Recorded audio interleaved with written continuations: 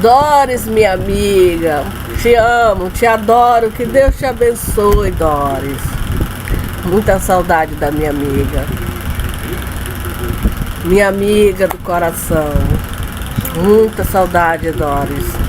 Uma amiga mesmo que faz falta. Então que Deus te abençoe, minha amiga.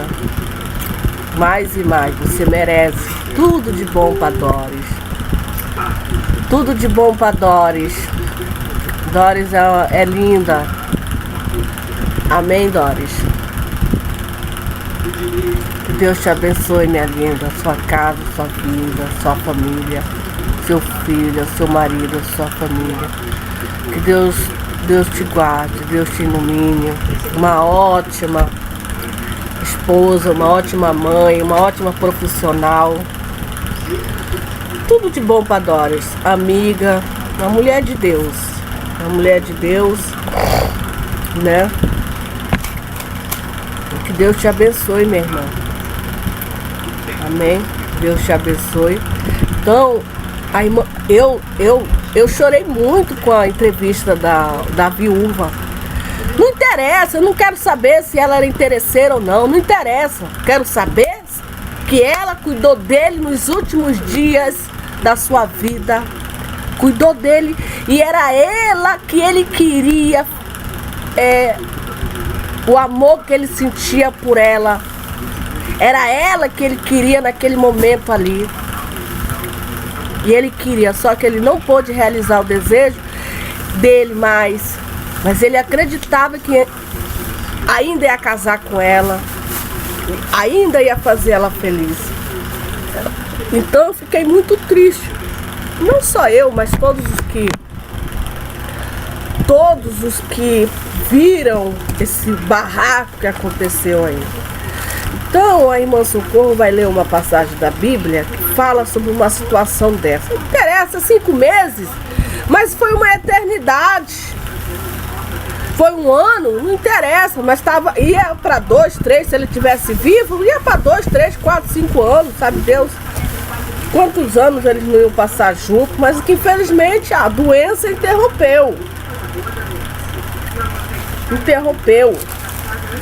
Uma fatalidade. Então foi muito triste mesmo. Aqui no livro das cartas da Bíblia, fala sobre ela era viúva, ela era viúva dele. Eles já estavam vivendo maritalmente como marido e mulher. Só faltava oficializar o relacionamento deles. Mas ela era escolhida. Ela era escolhida para ele. Ele tinha escolhido ela. Só faltava oficializar, mas que infelizmente não aconteceu. Por causa da doença dele que ele descobriu. Que se ele tivesse, eu não sei, mas se ele tivesse optado pela medicina tradicional, a quimioterapia, etc., ele com certeza, o médico deu 3 anos de vida para ele, mesmo ele fazendo a medicina, mas ele optou pela uma medicina aí que tem dúvida, que é aquela medicina lá que tem dúvidas, não tem comprovação científica. E aí ele arcou com o resultado, morreu rapidamente. Mas se ele optasse pela medicina tradicional, todo dia, fazer aquela quimioterapia,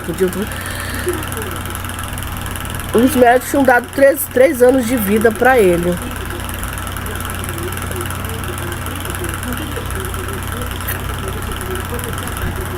Não interessa, meu irmão. O importante é que ela estava ali com ele. E era ela que ele queria ali. Naquele momento era ela. E esse amor causou ciúme. Sentimento forte que ele sentia por ela. Até porque ele já tinha uma certa idade, 65 anos. Causou uma certa ciúme dos filhos. Por isso que os filhos fizeram tudo o que fizeram com ela. Maldade. Em vez de acolher, sentir o mesmo sentimento por ela, causou. Isso aí acontece. Isso acontece quando pais separados, os filhos com ciúme.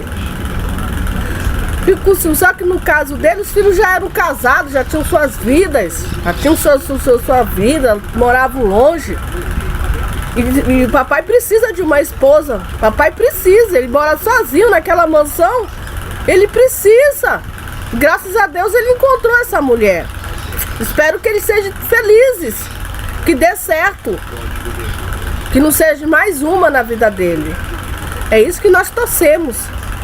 Espero em Deus que dê certo, nossa torcida, mas infelizmente não deu certo por causa da doença maligna que ceifou ele.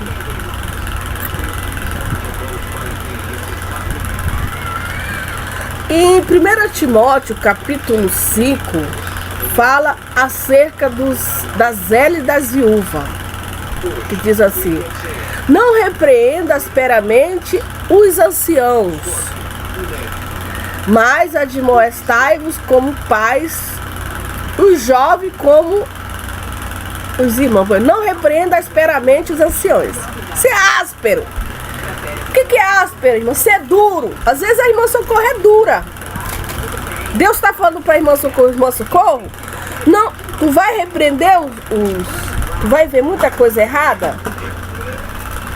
Tu não repreenda asperamente os anciões. Quem são os anciões? São os idosos, os que têm mais de 50, 60 anos. Para Timóteo, Paulo estava falando para Timóteo. Timóteo era um discípulo jovem, só que ele foi ungido pelo Espírito Santo para pregar o Evangelho, para anunciar a palavra de Deus às igrejas, aquele povo. Ele era o escolhido de Deus para ensinar, ele era escolhido de Jesus Cristo para admoestar. Aleluia, louvado seja o nome do Senhor. Ele era o escolhido de Deus para transmitir o conhecimento que vinha do coração de Deus para os seus seguidores. Ele estava num grau mais elevado. E ele ia ver muitos erros dos outros que não estavam nesse grau. Ele já não estava mais se alimentando do leite espiritual. Ele estava se alimentando da comida espiritual. E Paulo estava ensinando ele, para nós também. Ele ia ver muita coisa errada nas igrejas. Ele ia ver muita coisa que não precisava de um conserto, de uma direção de Deus. Ele estava ali justamente sendo treinado por Deus, sendo capacitado por Deus para colocar a igreja no eixo, na direção certa, no rumo certo, no lugar certo, da maneira como Deus queria que nós estivéssemos vivendo na terra. Mas ele ia ver tanta coisa errada, tanta injustiça, tanta maldade, tanta imaturidade, entendeu? Tanta coisa assim que eu disse: meu Deus, tem misericórdia, já não aguento mais esse povo. Esse povo erra, esse povo peca, esse povo é imaturo, eles não conhecem o Deus verdadeiro. Eles têm preguiça de ler a Bíblia, eles têm preguiça de estudar, eles têm preguiçosos espiritualmente falando. Não oram, não clamam, não sacrifica. Mas não repreenda asperamente. Ele não tinha que ser duro, como José foi duro com seus irmãos. Quando seus irmãos foram lá no Egito comprar comida, levaram dinheiro. José era governador. Veja que José estava num degrau muito mais alto, mas quem colocou ele ali foi Deus como governador. Quem nomeou ele foi Deus, usando o faraó para quê? Para resolver os problemas do povo do Egito e também do povo dele, os hebreus. Estava todo mundo junto ali no mesmo barco. E ele tinha uma sabedoria dada por Deus, o Espírito Santo estava com ele direcionando. E aquele povo não sabia de nada. Todo mundo ia morrer de fome se não fosse a sabedoria e a inteligência de José. A direção. E ele era tão sábio, tão inteligente, que ele via a infantilidade, as pessoas, ele via a infantilidade a infantilidade, a imaturidade, a inexperiência, a perícia, a falta de habilidade, a falta de compreender. E ele era astuto. A Bíblia diz que José era astuto. Aí ele fez tudo aquilo ali, ele foi áspero. Não, eu não acredito que vocês vieram comprar comida, vocês são espias da terra, entendeu? Vocês vieram espiar a terra, vão ficar todo mundo preso aqui, as palavras de vocês vão ser provadas. Ele era uma autoridade. Ele foi áspero ali com seus irmãos. E os seus irmãos, não, a gente está falando a verdade, a gente tem um irmão lá, nosso pai, eles contaram tudo, mas José não quis saber. Não quis saber. Eles foram repreendidos, foram tidos como espias da terra. Então Timóteo ia ver tanta coisa errada, mas ele não tinha que ser áspero, tinha que ser uma pessoa dura. Tinha que ser uma pessoa mais compreensiva, mais aquebrantado, mais sofrer mesmo, sofrer. Os anciãos iam fazer tanta, uma palavra aqui, tanta merda, uma palavra que não é de Deus, iam fazer tanta merda que ele ia ver tanta besteira dos anciões, homens que já deveriam ter, já tá ensinando, já ser mestre, já ser isso, já ser aquilo, ele ia ver tanta imaturidade que ia causar uma certa irritabilidade de ver tanta merda, tanta infantilidade, tanta imaturidade de ancião. Mas ele não deveria repreender eles asperamente, mas admoesto como pais. Admoestar ele como pais. Como é que a gente trata o nosso pai? Com toda educação, com toda amor. Como é que um filho que teme a Deus, né? Porque tem filho que é grosso, mal educado, chama palavrão pro pai. A filha também trata o pai que, pelo amor de Deus, até bate no pai, bate na mãe, deseja o mal. Você se converter, meu irmão, porque a Bíblia diz: honra teu pai e tua mãe, para que prolongue teus dias na terra. Você se converter, conversa com o pai ali, com alto, grita com a mãe, trata a mãe como se fosse um objeto qualquer, e ela não é. Ela é um ser que nós devemos honrar, admoestar e orar por ela, ainda que a gente veja algumas coisas ali que só misericórdia de Deus. Mas nós devemos orar para que Deus tenha misericórdia da alma dela. Também tem ancião que chama palavrão. Estou falando de ancião que não tem o temor de Deus. Senhores de idade que são agressivos, injustos, precisam se converter. Trato como pais. Então eu, por exemplo, eu trato a minha mãe, eu procuro tratar a minha mãe com toda a educação, com toda a compreensão dada por Deus, sensibilidade, piedade.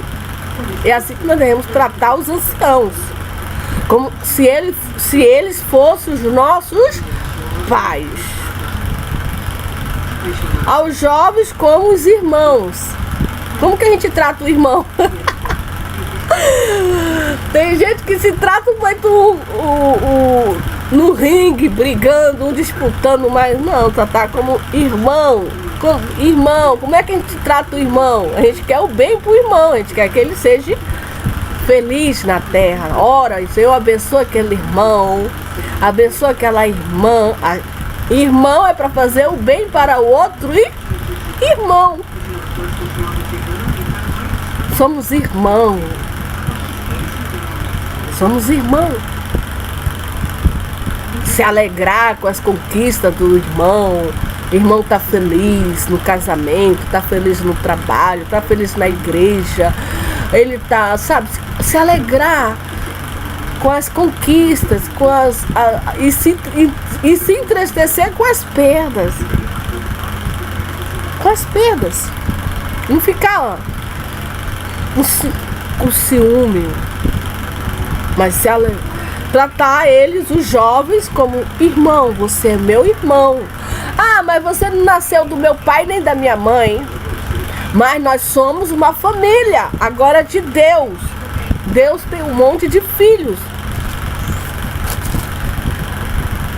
Não é irmão só aquele que nasce geneticamente do pai e da mãe, biologicamente. Não. As mulheres idosas como a mães. Você é minha mãe. Como que eu trataria a minha mãe? Você é minha mãe. Eu achei uma mãe. Vou tratar você como minha mãe. Amém? As mulheres idosas como a mães. As moças como irmãs. Em toda a pureza. Ele era puro. Ele não tinha maldade no coração dele. Puro. Ele estava entre os jovens como irmãos. Ele estava entre os pais, entre os anciões, como pais. E ele estava entre as moças como irmãs. Que maravilha de Deus! Com toda a pureza, ele não tinha malícia, ele não tinha lascívia, ele não tinha nada disso. Irmãs, só que ele era o irmão mais velho, ele estava como um governador, um líder, um apóstolo. E eles precisavam de um orientador, de um tutor, e ele estava ali naquele exato momento, recebendo a orientação para passar para a paz, não asperamente. Ai, vocês me irritam, porque os pais, os seus que não têm sabedoria de Deus, iam fazer tanta coisa errada que o pecar tanto, pecar, e nos comentários que ele ia ficar irritado. Aí ele diz aqui, honra as viúvas. Timóteo, não sai para Timóteo não, meu irmão. Para todos os evangélicos tementes a Deus, Jesus Cristo. Ele honra a viúva. As viúvas que verdadeiramente são o quê? Viúvas. Elas têm que ser honradas.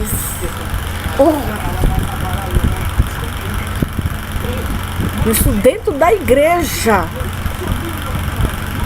Digno de honra.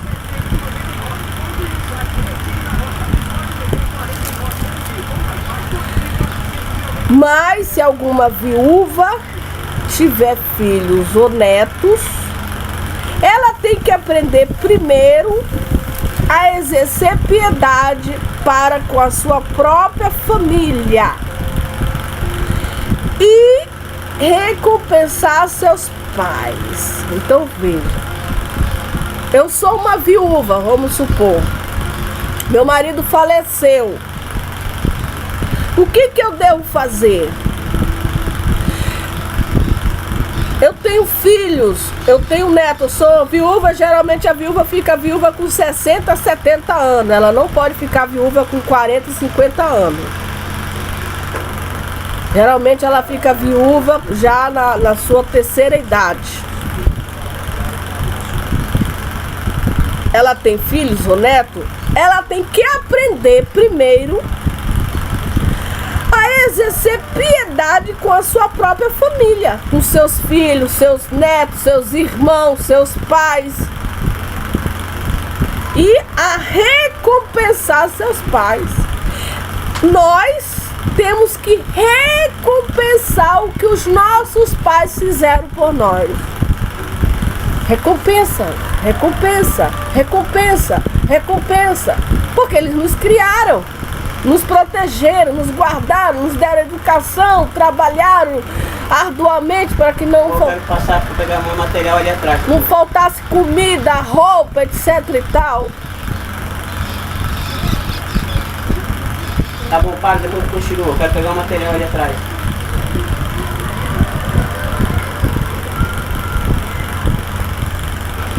Porque fazendo isto, é bom e agradável diante do pastor da igreja, do governador, do presidente, diante de Deus.